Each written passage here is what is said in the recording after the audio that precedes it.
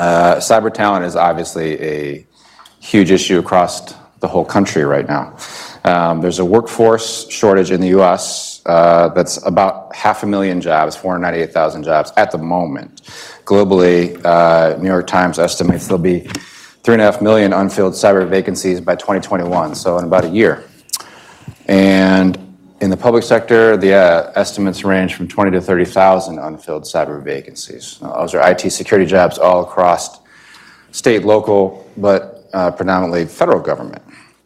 Now, just a couple other things that I found interesting. On the cyber front, folks who work in that field are among the most satisfied of any profession when they rate these sorts of things. So people who work in the field are pretty happy with their jobs, except where we don't have enough people working in this field. And nationally, the salary average is pretty solid. It's around $90K in North America for these types of jobs. So prefacing that, I want to let our panelists introduce themselves. We'll just start left to right here. Travis, tell us a little bit about yourselves and your role, and then we'll kick off with some good conversation. Sounds good. I'm Travis Hoadley from the Department of Homeland Security, and I lead the design and implementation of a new personnel system for our cybersecurity workforce. Good morning. Tonya Ugoretz. I'm the Deputy Assistant Director in the FBI's Cyber Division, responsible for readiness, outreach, and intelligence. And among our readiness mission is the readiness of our workforce, making sure that we have the folks on board and in the hiring pipeline to conduct our cyber mission.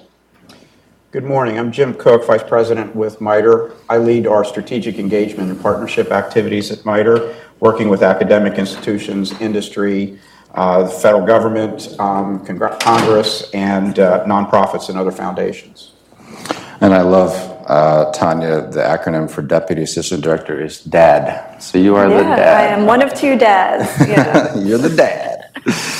All right. So let's get going here. Travis, DHS, we're all familiar. It has the most cyber positions of any civilian agency. There is a big strategy underfoot that's been in progress for the past few years. We're going to drill down a little bit, but again, just prefacing this, I was looking at IG audits from the past few years, which are always, great fodder for reporters to look at and see what's not going well. I did write, though, recently about an audit that was great. Like, I saw the first one in my 10 years of reporting experience where the IG was like, yeah, this is great. That was at VA, so if there's any VA people here, you guys actually had the first great audit I've ever seen from an IG. But from the DHS side, this particular audit sort of contextualizes the challenge. It said there was more than 50 cybersecurity-related job titles, 20 occupational series across 12 different components across DHS. So obviously not an easy thing to get your head around if you're trying to hire and fill those vacancies. If you're even trying to figure out what each of those roles do, where they overlap, what's duplicitous, that sort of thing. So with that, Travis, the Cyber Talent Management System, I think, is a really interesting concept. Walk us through a little bit of the impetus for that and sort of what you're doing. So the Secretary received authority from Congress several years ago to create a new personnel system that's outside of many of the federal rules that folks might be familiar with that govern hiring, compensation, et cetera, for most federal employees. When agencies tend to receive authority like this, they often look to the way that they currently do business to get ideas about how they might do business in the future. At the department, we've taken sort of a step back and said that we think cybersecurity as a mission space represents the type of challenge where we can't really replicate a personnel system from the middle of the 20th century. So cybersecurity work is not, it's not the work of administrative professionals or clerks in sort of 1949 when the Classification Act of 1949 was passed. And so we've thought very hard about what the private sector is currently doing in terms of recruiting and retaining cybersecurity talent. We've also looked at all the federal personnel transformations since the 70s for lessons learned, things that have gone well, things that have gone not so well. And thought about what does it mean to create a 21st century civil service for cyber. And so that's what we're in the process of implementing right now. And we're hoping that we'll address some of the issues that actually relate to the IG report that you raised. So while our cyber workforce today might be spread across over 20 occupations, represents all these different organizations. I think we would say that the way that those individuals have been hired and the way their work has been described, in many cases, isn't even a very good match for what they do on a daily basis. And so we're working to fix that. And the strategy goes back, what, 5+ years? Yeah, so the Secretary received the authority in December of 2014. Do you guys have goals or milestones set down to sort of measure how effective changes are as they go along? Is it a kind of an agile process? Talk a little bit about that. Sure. So we're anticipating that the rulemaking associated with this personnel system will publish in 2020. And our goal that year is to hire the first 150 professionals under this new personnel system. We have a series of performance measures that we're looking at. One thing that is interesting to consider in this space, when you think about retention for a typical government employee in sort of a 30-year career, that's not necessarily the measure that we might be looking at for this talent. So we're taking a hard look at how long do we want individuals to be on board, what do we want them to contribute to the mission, and how do we measure that? All right, that's a good, we'll come back to that, but that's a cool concept. Okay, Tonya, Dad, talk to us a little bit about what's going on at the FBI. Sure. So at the FBI, I think our focus over the past few years has been in defining really what we mean by our cyber workforce. As you might imagine, there's barely a type of crime that we investigate that doesn't have some sort of digital or cyber component. But because the word cyber is thrown around so easily and sometimes loosely, much of our work initially was focused on what do we mean when we say that our agents, our analysts need cyber skills. So we have individuals across the Bureau and all of our investigative divisions who in some part of their role touch digital online crimes. So kind of your typical traditional criminal activity that now the perpetrators are taking advantage of technology in order to conduct the activity. But from the cyber division, what we're looking at is actually cyber intrusions, which is a little bit more specialized and narrow set of skills. So what does it mean to be a trained investigator or analyst who's capable of conducting investigations into a range of cyber intrusions by both criminals and nation-state actors? So that was kind of step one in defining what do we mean when we say we need people with cyber skills. And then it was looking at not only our traditional job roles like special agents and intelligence analysts, but also the others who we need on our investigative squads in the field and also at headquarters conducting program management. So data analysts, digital operations specialists, computer scientists, IT specialists, who now are kind of part of those squads and part of those teams. So from there, we look at, okay, what are our traditional ways of recruiting and hiring, and how do we need to amplify those? So there are certain skills that no matter what, we need to be looking for as we're hiring special agents or intelligence analysts. Some of the people in that hiring pool will have cyber-related skills, but many will not. So we're also employing some aptitude testing among our new hires to see who among that pool who has kind of made that initial cut to be an FBI employee might have the aptitude and the capability to have a cyber-focused career.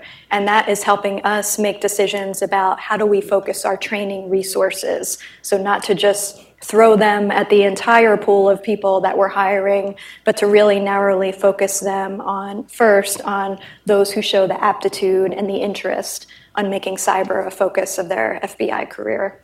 So you outlined a couple of steps that you're taking, and your needs have changed significantly in the last couple of years.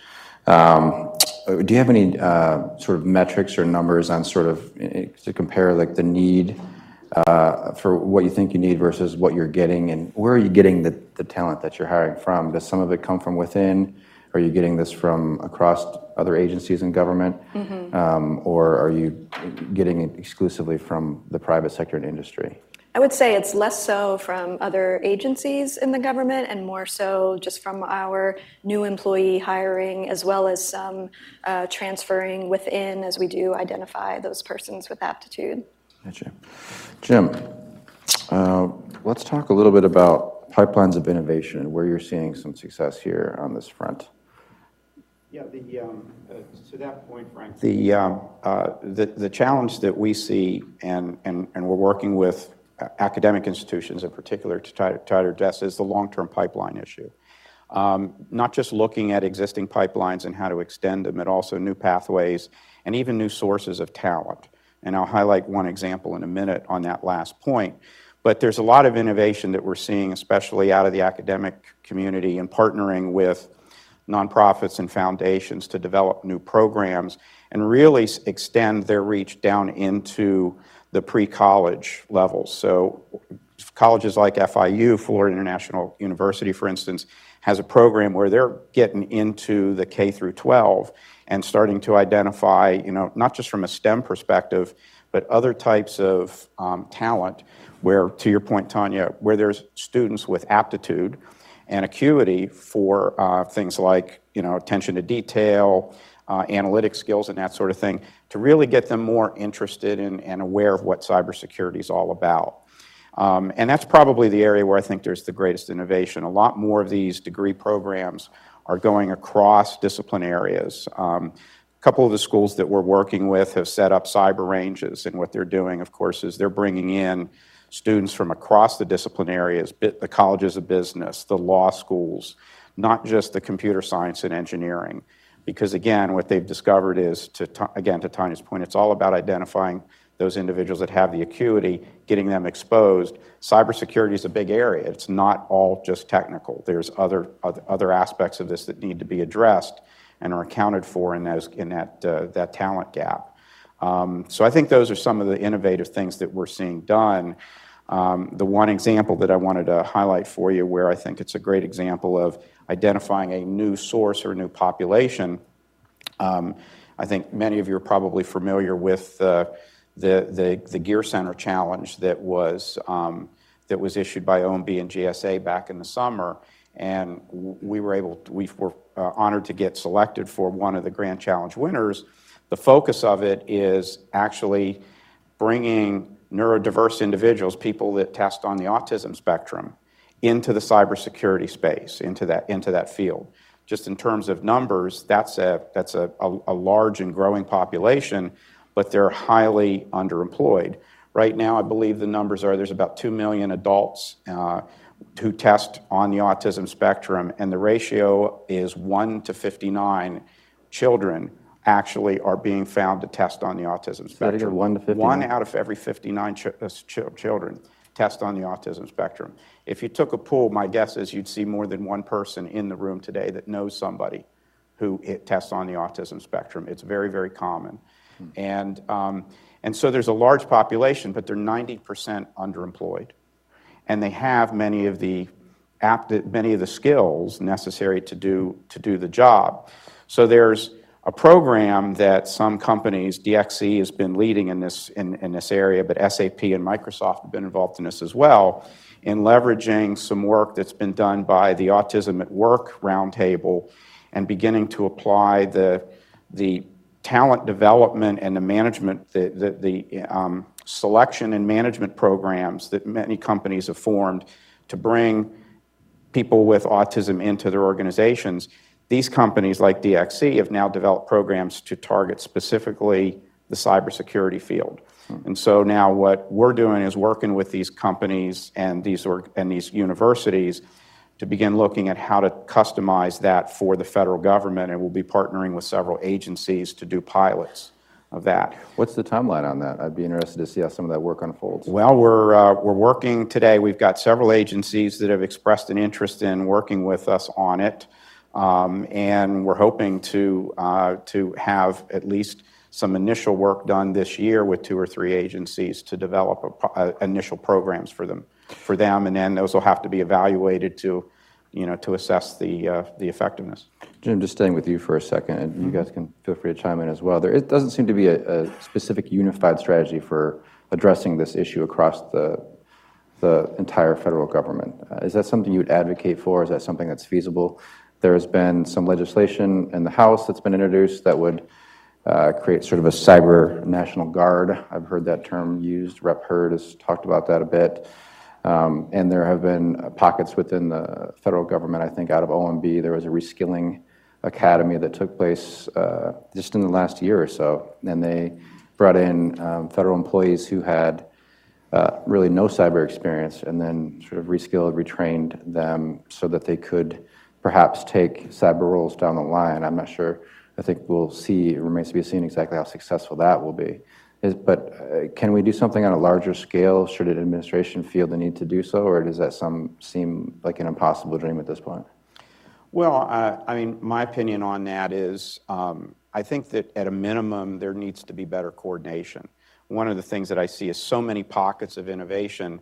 I mean, I tell people that in my job, because this is what I'm really supposed to be doing for the company, is finding them. I learn something new every day. And imagine how folks in the government feel when you're trying to work these challenges for your organization and you don't necessarily always know where the innovation is occurring. So at the minimum, some level of coordination, whether that takes the form of a unified strategy, perhaps it does, but there needs to be some coordination, because I worry also about the diffusion. The more diffuse it is, the less effective I think it is, and I think it's challenging for folks that we deal with in the agencies that we work with to really have their finger on the pulse of all that's going on. Guys? There was an executive order issued about a year ago on cyber workforce strategy that various departments and agencies through the National Security Council have been engaged in implementing. I don't have the details on the top of my head of that, but that has kind of been the organizing document by which the different departments and agencies have been working together. Yeah, I think coordination is a key word, and I'm not sure that a singular strategy will work for every agency in this space. I think there are some differences in terms of work, sort of mission orientation, depending on which department you're talking about, but I think there are some common things that should be organized around, and there should be better information sharing so that there's no duplication of effort or missed opportunities. What are some of those things? I mean, I'm just thinking internally, the challenges that you go to navigate getting people on board. You're talking probably with dealing with CIO offices, but also HR, maybe CFO folks as well. What is that dialogue like, and what should it be like? So onboarding is probably another one-day session in terms of its difficulty in the federal government space. Not to touch on aptitude too much, but I think aptitude might be a space where agencies can collaborate, because it's not really about the specificity of work, but about the common skills that might be useful across the federal space. But I think you really need to focus on that pre-hiring stage, or what we would call assessment. The things that come afterward in terms of background investigations, working with IT, getting someone on board, that's all very agency specific. And speed too, right? Yep. Yeah, getting people in quickly. I want to pivot to recruiting. I don't want to butcher this statistic, but we did a series of stories just in the last year and a half or so that came from OPM data, viewpoint survey, and it looked at sort of IT specialist roles and IT security roles in particular. And across the government, I believe this kind of highlights the sort of age gap in some of these skills. So the average was around 5.5 employees over the age of 60 that work in IT and IT security fields for every one under the age of 30. So a very graying workforce, if you will, and I don't mean that disrespectfully, but a lot of these folks will eventually be retiring, right? And they're doing the lion's share of a lot of the backbone of this work for the federal government. And some agencies are better than others. I did point out a good, favorable statistic about VA earlier, but I will say on this statistic, it's not so good. It's about 19 over the age of 60 for every one under the age of 30. So they have a very difficult challenge ahead in sort of balancing that workforce. With that said, how do you target young talent? And Jim, you mentioned some of these programs with FIU and other universities. Are you guys going out and sort of recruiting, and how are you doing that? Yeah, so we're looking at how we build on some of our traditional methods of recruiting and then kind of adapt them to address, the science and technology types of skills we need. So for example, the FBI is currently undergoing a fairly substantial relocation of some of our headquarters personnel to Huntsville, Alabama, where there's quite a high concentration of PhDs and technical talent. So we're creating cooperative MOUs and relationships with some of the universities there to engage students at the university level, as well as earlier through our kind of teen academies where we bring in prospective future special agents and kind of give them the opportunity at our field office level to see what the work is like and what a future career might look like. One of the things I'm most excited about down in Huntsville is that we're taking advantage of the location there of Space Camp, which everyone knows from kind of popular culture in the movies, but less well known is that for the past few years, they've been running a cyber camp for students where kind of similar experience to get them engaged and excited about a career in not only science, but cyber in particular. And so one of the benefits of growing our presence there in Huntsville is that we've been exploring a relationship with the cyber camp there whereby, our employees in Huntsville can spend some time with the campers.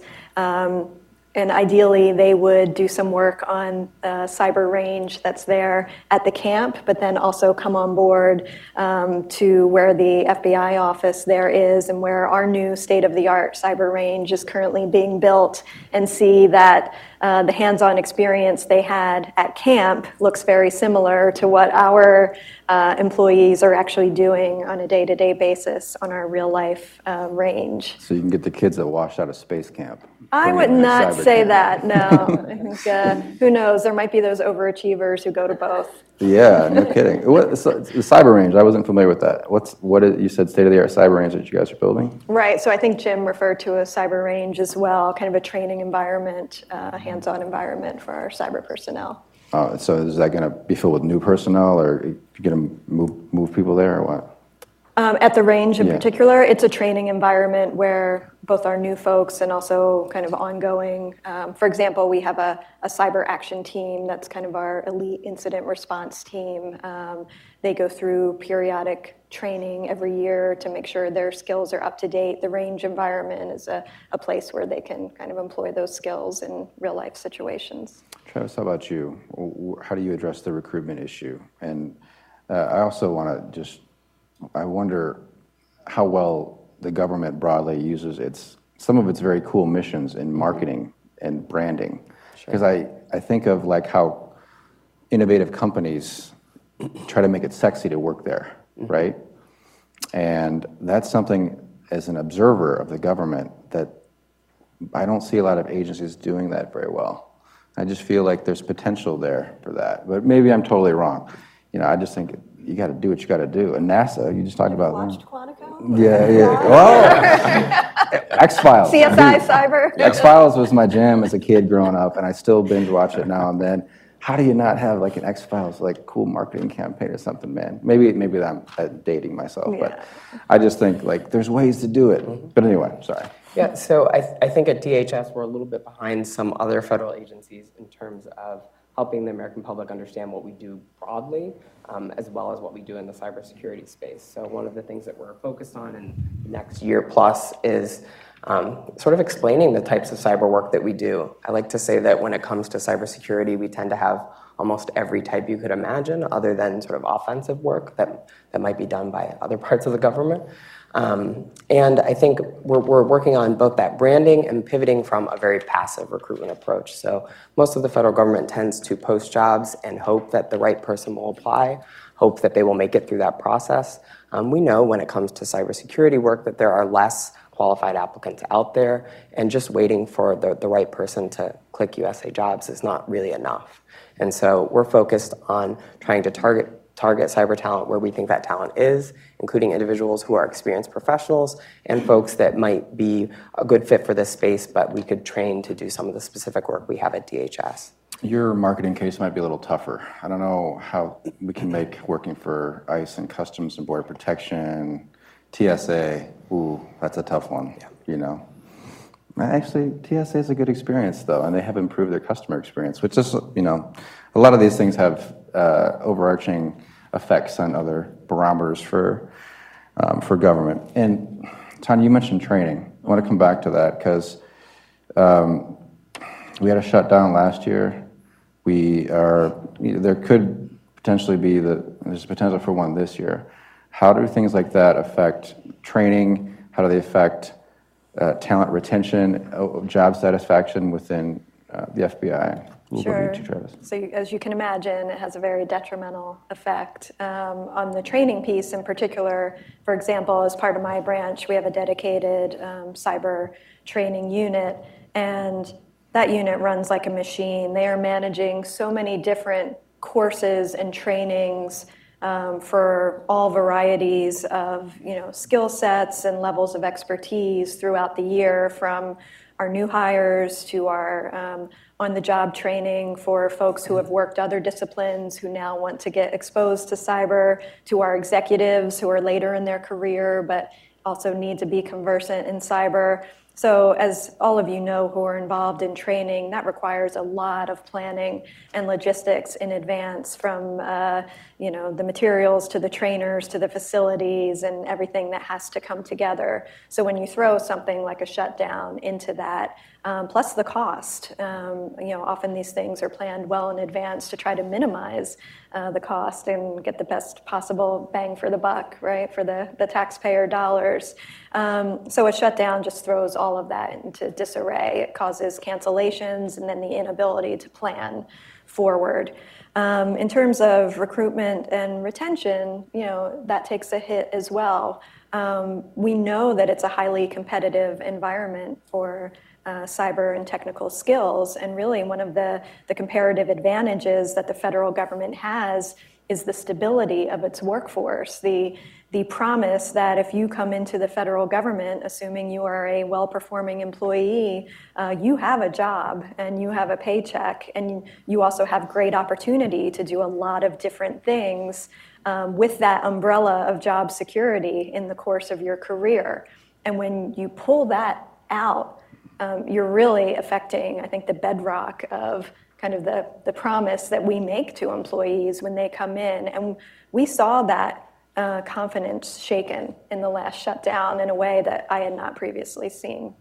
And that's such a hard thing to measure, too. I mean, it's tough to tell folks who might have been thinking, yeah, I could see myself working for the government in whatever agency, and then when you see those kind of things happen publicly and there be so much vitriol around it politically, it doesn't make it a very fun destination for, especially, young folks coming out of college or vocational programs and that sort of thing. Or people looking to make the switch, too. And the unfortunate reality, too, to that point, is that we saw some private sector companies take advantage of that. I guess you can't blame them for their bottom line, but they saw a moment where a federal employee might be more susceptible to a pitch to join them, and some took them up on it. Is if you don't have enough challenges to deal with pay, right? We didn't even really get to that, but that makes it, this is a double whammy.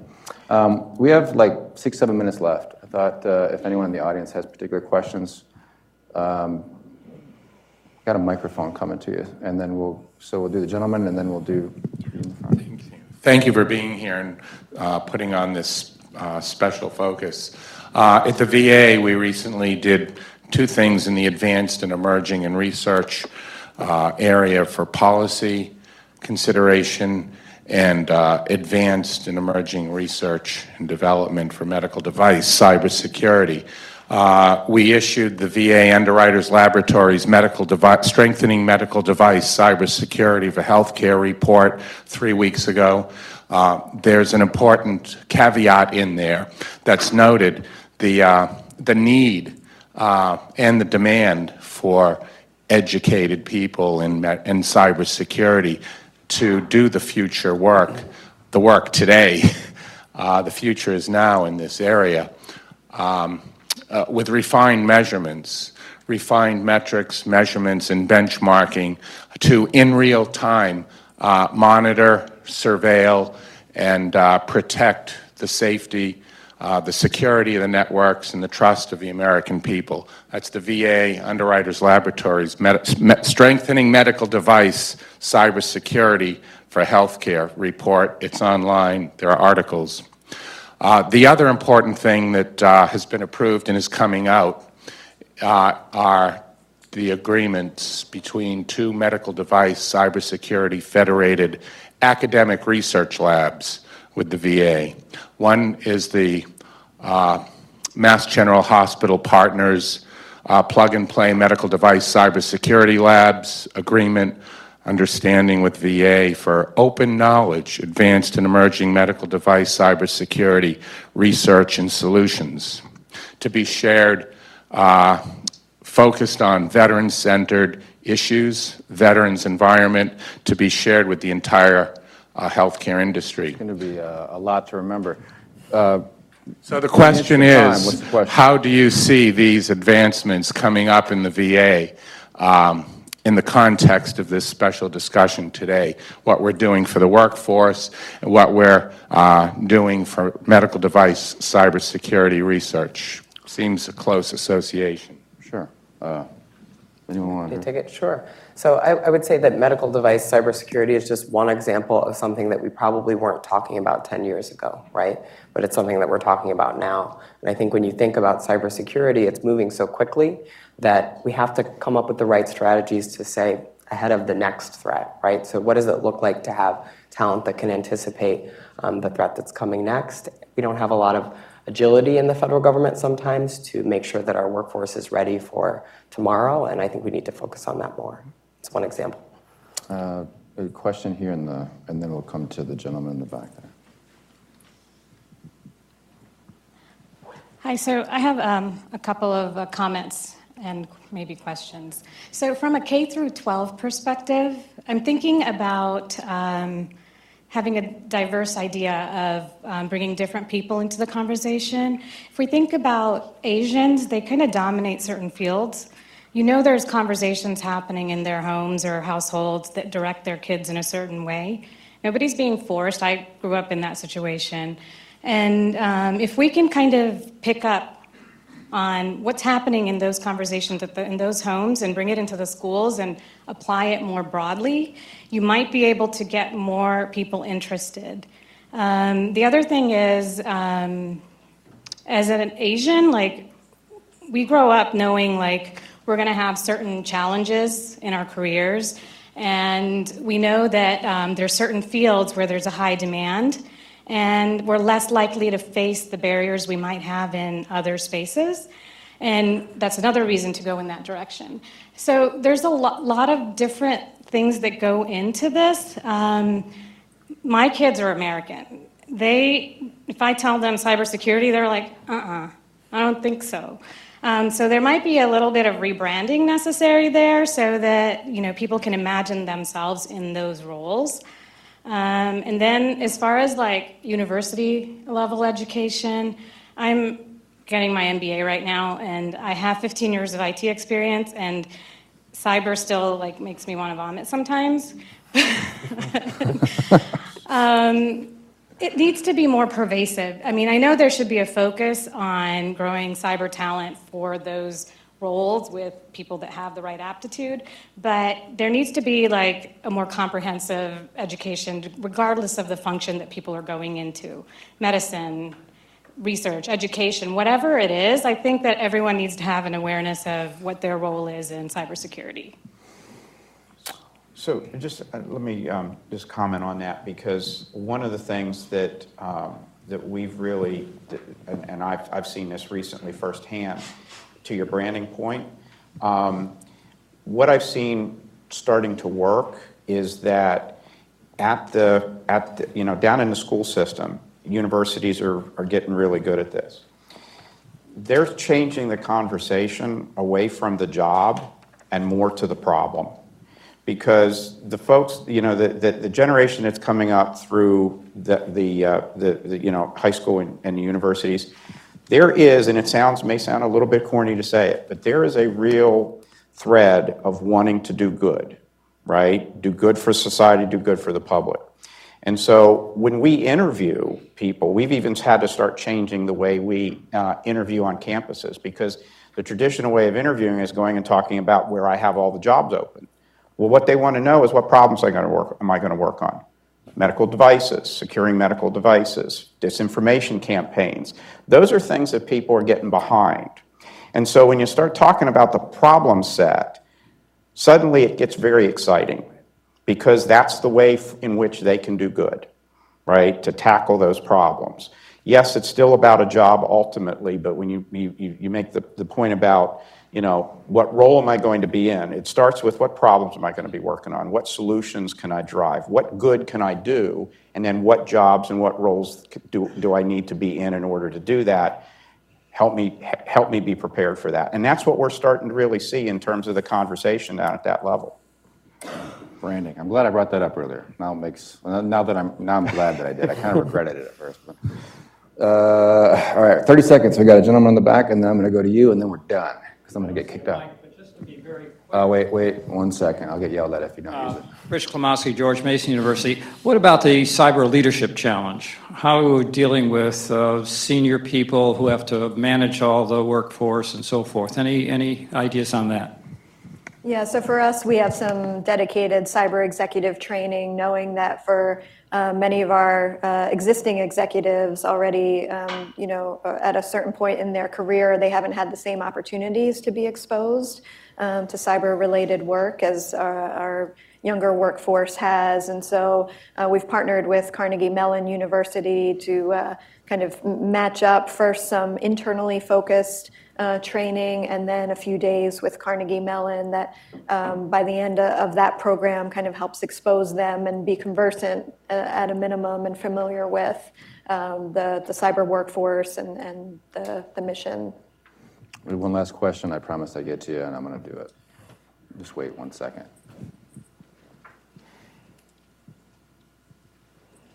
Thank you. Also quick, I just want to follow up on something that Jim said. So certainly introducing the problem set to younger applicants makes it more interesting, but it is still a job. So I wanted to ask about sort of the pay gap between the public and private sectors, how we might, or how the government is addressing that. And then at a more senior level, are there any public-private partnerships to try and rotate people who may be having careers in the private sector but might want to serve their country or answer difficult questions? You guys want to have like 30 seconds on this, and then we'll... Well, I can't address the pay gap, but I know that there are authorities. I will say that there are authorities, and I believe that critical pay authority may exist for cybersecurity skills, so that allows for a higher salary. And in terms of the rotations, yes, we're starting to see a lot more of that going both directions, either using the existing IPA authority, Interagency Personnel Act Authority, or other types of rotational programs that are being created, or apprenticeship programs that are being created jointly between industry, academia, and the government. Nothing to add on that. Yeah, I would say in terms of sort of characterizing the cyber pay gap, at DHS we sort of feel that it's about 30% at the entry level, which is where we struggle the most. But there are some tools out there that the government can use to kind of close that gap. One final thought. NGA, National Geospatial Intelligence Agency, has done a really interesting bit of work on that front, on rotational programs, specifically on the cyber and emerging tech front. I am blanking on the name of the program, but if I'll snag you after this and share it with you, because I think it might be interesting.